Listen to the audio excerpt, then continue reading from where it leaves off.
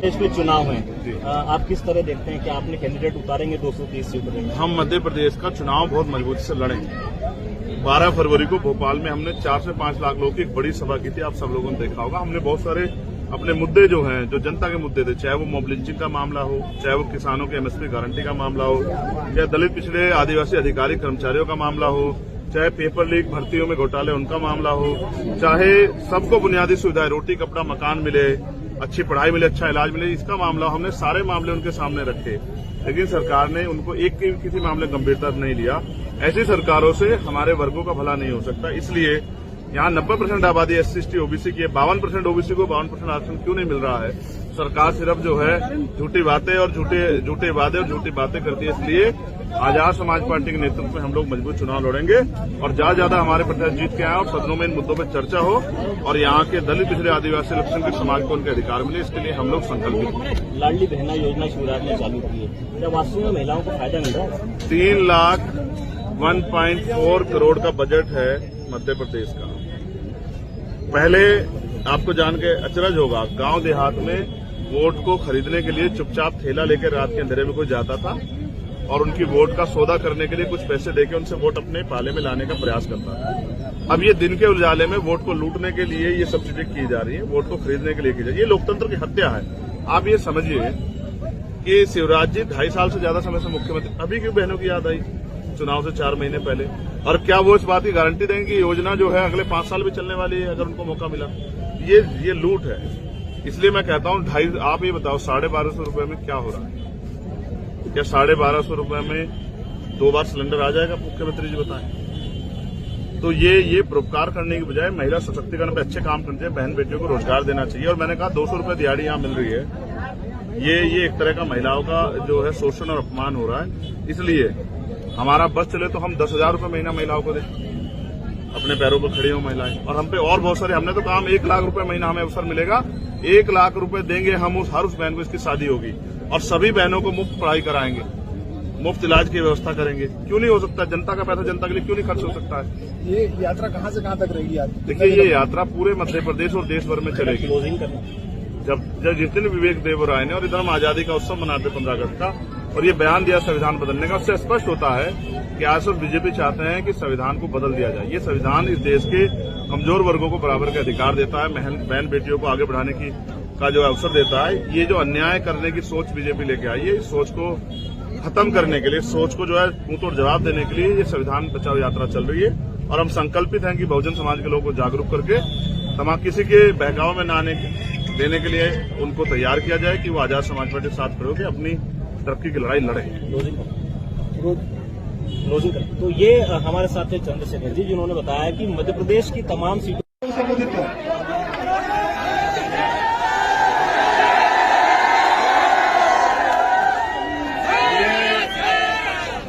मौसम आज आपके खिलाफ है, बहुत जो देखने से लग रहा है कि बहुत बारिश आने वाली है। तो एक मार्च जो हमारा संविधान बचाओ यात्रा का चल रहा है, हम सब लोग उसमें शामिल होंगे और बड़े अनुशासन से अपने मार्च को जहां तक हमने दूरी तय की है उसको पूरा करेंगे। मैं जो वॉलंटियर साथी हैं, मैं उनसे कहूंगा कि वो अपनी जिम्मेदारी तैयार कर लें, क्योंकि हमें इस मार्च को पूरा करना। बस आपसे यही कहना है, आपको वो अस्पताल याद है ना, आगर वाला, उसका नाम बाबा साहब के नाम पे नहीं हुआ। इसका मतलब कि सामाजिक आंदोलन से परिवर्तन बड़े पैमाने पे नहीं हो सकता। इसका मतलब अब आपको अपनी राजनीतिक शक्ति भी बनानी चाहिए। क्या आप चाहते हो राजनीतिक शक्ति आपके पास आए? कितने लोग चाहते हैं? हाथ खड़ा करो। मेहनत करने से मिलेगी, ऐसे नहीं मिलेगी। गली गली जाके समाज को तैयार करना पड़ेगा। कर लोगे? लोगों को जगाना पड़ेगा, जगा लोगे? अपने ठंडे डंडे को मजबूती से पकड़ना पड़ेगा, पकड़ लोगे? बहुत मेहनत लगी, कर पाओगे? मान सम्मान की लड़ाई है, कर पाओगे? कुछ लोग पैसा देके खरीदने का प्रयास भी करोगे, भटक तो नहीं जाओगे? अपनी ताकत बनाना चाहते हो, नहीं बनाना चाहते हो? बताओ। मैं भी आया हूं लौट के, गौर से सुनना इस बात को। मैं कुछ बहनों से मिला, दयाराम सोलंकी और एक दूसरे साथी हमारे वहीं थे, वो खेत में काम कर रही थी, मुझसे मिलने आई। मैंने उनसे पूछा क्या काम करती हो? उन्होंने कहा हम यहाँ सोयाबीन के खेत में काम कर रहे हैं। मैंने कहा क्या मिलता है? तो उन्होंने कहा 200 रुपए दिहाड़ी, सुबह 9 बजे से लेके शाम के टाइम 6 बजे तक। क्या आता है 200 रुपए में? चाहे तो इसी जिंदगी को जीते रहो और चाहे अपनी ताकत बना लो कि 200 रुपए नहीं 2000 रुपए दिहाड़ी। और दिहाड़ी क्या होती है? घर में बैठ के रोजगार मिलना चाहिए माओ बहनों को। चाहते हो नहीं चाहते हो? यहाँ देख रहे हो ना कैसे पेपर भर्ती में घोटाले होते हैं।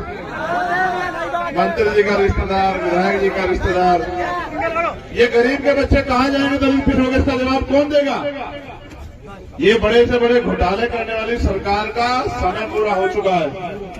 हमें अपनी ताकत बना के सरकार को उखाड़ देने का तैयार हो या नहीं हो बताओ? इनके ये जो बीच में तस्वीर है हमारे माननीय प्रधानमंत्री जी की, इनके आर्थिक सलाहकार समिति के अध्यक्ष हैं विवेक दोबराय। वो ये कह रहे हैं कि भारतीय संविधान को खत्म कर देना चाहिए, बदल देना चाहिए।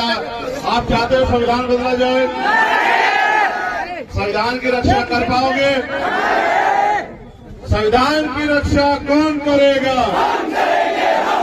संविधान की रक्षा कौन करेगा? बहन बेटियों की रक्षा कौन करेगा? बहन बेटियों की रक्षा कौन करेगा? गरीबों की रक्षा कौन करेगा? कमजोरों की आवाज कौन बनेगा? गरीबों की आवाज कौन बनेगा? बहनों की आवाज कौन बनेगा? संविधान की रक्षा कौन करेगा? चलो अनुशासन में मार्च निकालेंगे अपना। बहुत बहुत धन्यवाद आप सब लोगों का। जय भीम, जय भारत, जय मंडल, जय जोहार, जय संविधान। 52% ओबीसी को 52% आरक्षण मिलना चाहिए नहीं मिलना चाहिए? अभी प्रधानमंत्री जी बिल लेकर आए हैं कि महिलाओं को आरक्षण 33% मिलना चाहिए। हमने मांग की है, गौर से सुनना मीडिया के भाई भी। उधर से आ जाओ ऊपर। जब भी चुनाव आता है मुस्लिम बहनों को बुलाकर उनके लिए बड़ी बड़ी बात करने वाली सरकार को आज जब कुछ देने की बारी आई तो ये महिलाओं का आरक्षण में हिस्सेदारी उन्होंने उनके लिए क्यों नहीं कही? क्या वो सिर्फ उनको झूठ फैला के बेवकूफ बनाना चाहते हैं?